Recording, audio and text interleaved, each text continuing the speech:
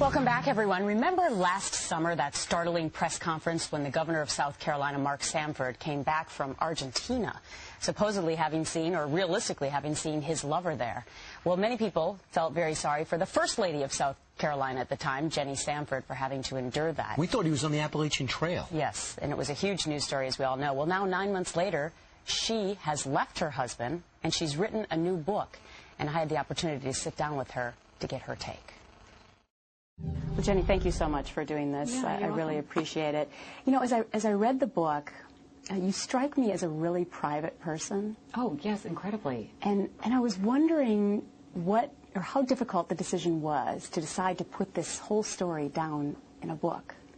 You know, it's funny, I didn't make the decision to make the whole affair public. I mean, that was Mark's choice when he came back from Argentina, and then the emails on the website and all. So I found myself being thrust, well, first into the public world anyway when my husband was a governor. So over time I became a little bit less private. But then all of a sudden this past summer, I was just thrust into the public light. And had that not been made public at all, I would never have written a book. I have to say, when I was reading it, and I kept looking back to see that the title of Staying True, I have to say that I found myself thinking, instead of Staying True, a more apt title might have been Jenny's Sacrifice. It just seemed so much throughout this book that you were constantly sacrificing. You know, you can look at it that way, but I didn't look at it that way.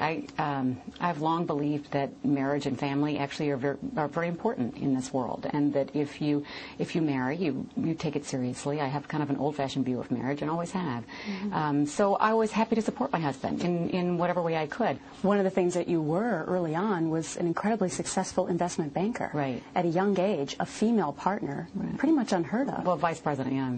Vice president, yeah. Top of the line in investment banking. It seems to me when I read the book that it really wasn't that tough of a decision for you to leave that behind. No, you know, it was a very intense job, and I loved every minute of it, but I didn't have children at the time, and I wasn't married for most of the time I was on Wall Street, and I loved it, but I always yearned for a more stable, more balanced life. Especially during the child rearing stage, if you will. And I never looked at it as throwing a career away. I looked at it as putting some of those talents on hold. Mm-hmm. So you say that you had a belief of marriage in an old-fashioned sort of way. Right. And so you moved to South Carolina. Mm-hmm. And yet a lot of these signs seem to appear almost immediately, even before you were married, that maybe Mark Sanford wasn't in this marriage as you thought he might have been originally. The warning signs of the vows. I know much has been made of the fact that he didn't want to sign this, you know, he did not want to say the vow about faithfulness. Right. What came after he brought that up was a very honest discussion, I thought, about what marriage is. And I said, marriage is a vow of fidelity. It doesn't matter what words you speak. I said, if you're more comfortable speaking a certain vow off this, you know, menu of vows, that you can pick whichever one you want. I said, but marriage is a vow of fidelity. If you're not vowing in the act of getting married to stay true to me and to be faithful to me, then let's not get married. And he said, oh, no, I absolutely am. But I think a lot of women who read this book, and men for that matter, will say, wow, you put up with a lot on top of that. For example, not only did he say that about the vows, but he was also notoriously cheap. Mm-hmm. I mean, these stories about giving you a diamond necklace and then taking it away? Mm-hmm.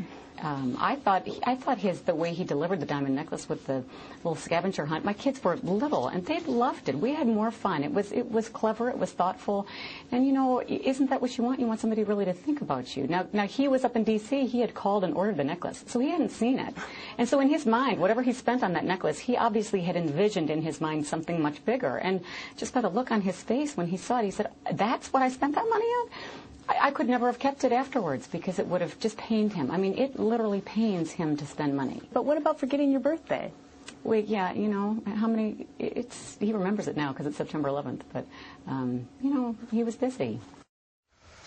Technically, she's still First Lady of South Carolina, right? Technically, and technically you could argue that she's still defending her husband tremendously. Yeah, absolutely. That's what I got. Yeah, I mean, you know, it's an amazing situation. I find her a dichotomy that she, on the one hand, is such a private person but wrote this tell-all book, yeah. And on the one hand has left her husband but still continues to defend him. One could argue that that's for her 4